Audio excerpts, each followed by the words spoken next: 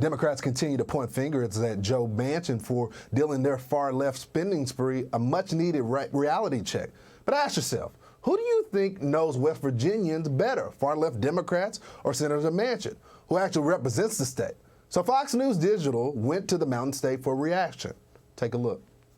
I support Joe Manchin 120%. Absolutely support it. For him not backing down to Biden. Nothing in that bill was going to help West Virginia. And in fact, it would cost us jobs, for which we, of course, would be paying as taxpayers. I think it was the right thing to do. Too much money going in the wrong direction. I think he did a good choice of denying it. So that is West Virginia. But of course, Democrats and their allies in Hollywood can't help but launch us more smear attacks against everyday Americans. Just look at this disgusting tweet from Bette Midler. Quote, "He sold us out. He wants us all to be just like his state of West Virginia, poor, illiterate, and strung out." Now Midler later apologized for the post, but we all know how she really feels. Even worse, New York Congressman Jamal Bowman said this about the West Virginia senator. Take a look. It's tremendously frustrating for me as a black man in America because, once again, it's an example of Joe Manchin as a white man showing that he doesn't care about black people, he doesn't care about Latinos, he doesn't care about immigrants, he doesn't care about women, and he doesn't care about the poor. He is a millionaire, and he has the privilege to kick the can down the road and not vote for this bill while the people in my district are suffering. Here we go, the same old tactics.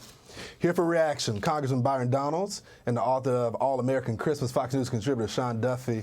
Gentlemen, thank y'all so much for being with me today.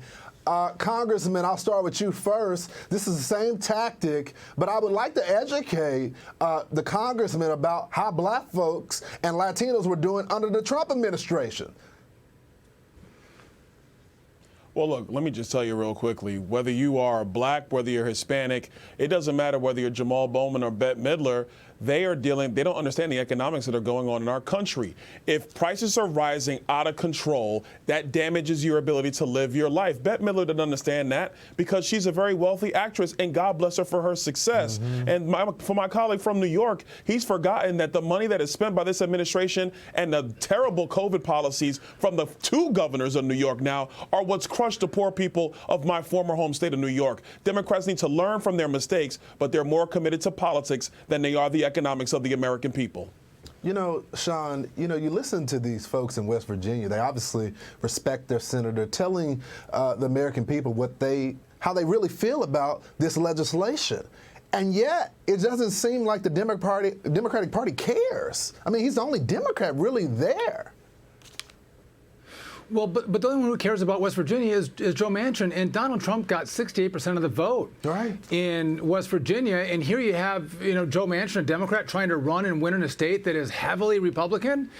You got to be smart about your votes, and so when you have Bette Midler, attacking West Virginia understands that Build Back Better has a slew of Green New Deal provisions in there that'll kill energy, which kills West Virginia jobs and raises their taxes.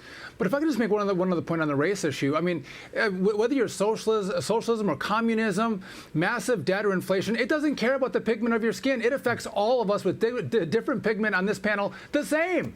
That's why if you go to Venezuela or Cuba, you can have people with more pigment, and they're getting destroyed by these policies. They destroy families and economies equally, and that's why good, smart Republicans are standing up and pushing back. And thank God for Joe Manchin, who's saying, listen, this will destroy the American dream. I don't care if you're poor or rich or black or white or man or woman. It's going to kill us all, so I'm going to say no to it. Good for him. You know, Congressman, it wasn't just the racial smear. It's about calling these voters dumb, strung out on drugs, poor. They don't know any better, so we have to rescue them. I mean, this is what they really feel about voters. Listen, the truth will always be that people in their ordinary lives know far more than liberal elites, especially those who might live on the coasts or in Washington, D.C. I will take what the people of West Virginia or Florida or Missouri or Texas say about government overspending than somebody who has basically lived at the top of American life and doesn't understand the economic realities on the ground that every Americans face. And as a member of Congress, I will tell you, there's far too many members who actually know the true impacts of economic policy and how Washington has made that worse year over year over year. I'm staying with the people. Yeah. Sean, you've been there. You've been through the halls of Congress. You've seen how this thing operates. Every 2 years, Congress is up. Every 6 years, you got the Senate. What do you see happening?